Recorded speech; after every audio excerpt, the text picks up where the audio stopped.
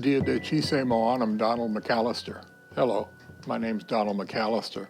I've given you a greeting both in the Scots and in the English. My pa, when I was young, thought that learning English was a good thing, so I had to learn it without an accent. It's been really useful, especially the 30 years I've lived here in North Carolina. North Carolina was good when I came here, but it's gotten steadily worse. The Patriots are stirring up a lot of trouble, and a lot of people here where I live in Cross Creek are discussing and carrying on about going to war on behalf of the king. It's been not peaceful here in North Carolina.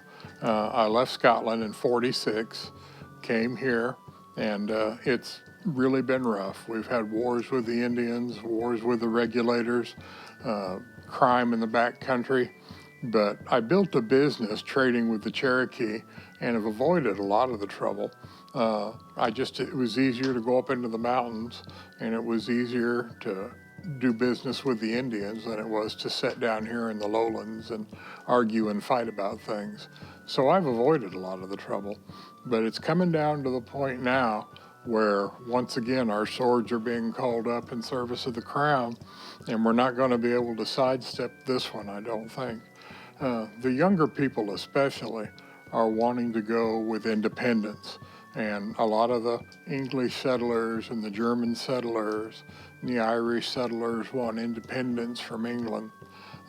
My own personal opinion is that we rebelled back in 1745, and the English crushed us.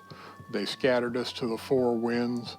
I had to hide out for 6 months and finally make my passage here to Wilmington, North Carolina.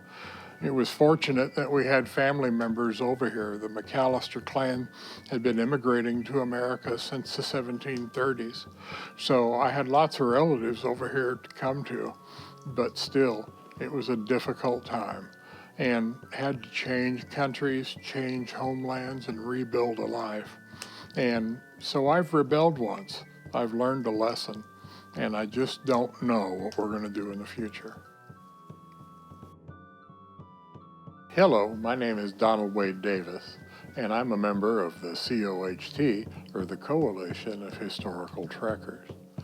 We are a nationwide organization that promotes not only trekking in the woods in period year, but also education of the public at certain gathering and events that we do throughout the year, where we bring in the public and demonstrate period crafts and skills like would have really occurred. Our organization covers the time period from 1600 to 1850, and you're free to interpret anything within that time frame.